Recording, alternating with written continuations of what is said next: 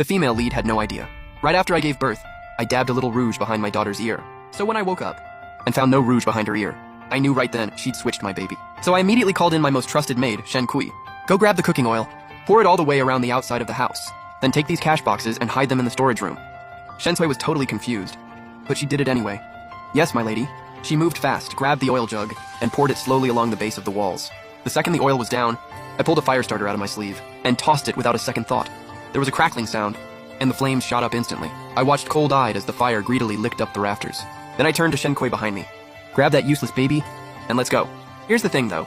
Of all the days, the female lead had sent every single servant out of my courtyard. Well, that actually saved me a lot of trouble. So the two of us slipped out under cover of darkness and headed straight for Luo Qinghei's courtyard. Just as I expected, the massive flames quickly sent the whole estate into a panic. Next thing you know, Luo Qinghei's door was being shoved open from outside. She didn't even stop to put on her outer robe, just came bursting out in a full-on panic. What? Han Yingshui's courtyard. How did it just catch fire? Her maid Auntie Guo was scrambling behind her, grabbing a brocade coat and throwing it over her shoulders. My lady, be careful, you'll catch a chill. But Luo Qinghei wasn't having any of it. She was stomping her feet in frustration. Why is everyone just standing there? Go put out the fire. The servants heard that and immediately grabbed buckets and basins and scrambled off toward my courtyard. Right at that moment, her eyes locked onto the wet nurse hiding in the corner. Why are you still standing there? Go help them! The wet nurse hesitated, glancing toward the room. But the young master, she didn't even get to finish before Luo Qinghei cut her off. The young master is inside. What could possibly happen to him? If you hold up the firefighting, you'll pay for it. The wet nurse flinched hard. She didn't dare say another word.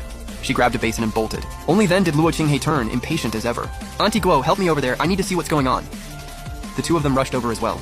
In the blink of an eye, the whole courtyard was completely empty. All that was left were the lanterns under the eaves, swaying in the night breeze, casting an eerie glow. Shen Kui and I slipped in silently under the cover of darkness. In the moonlight, I crossed the room in a few quick strides.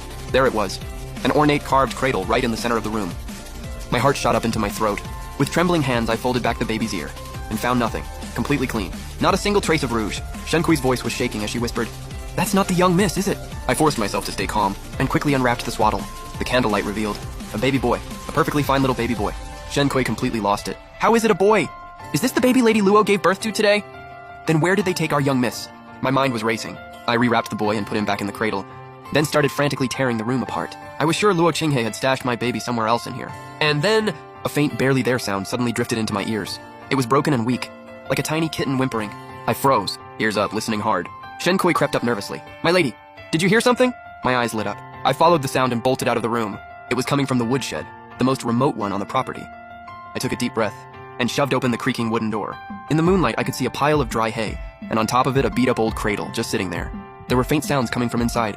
My daughter had been tossed in here like garbage. I lunged forward and scooped the baby out of the cradle with shaking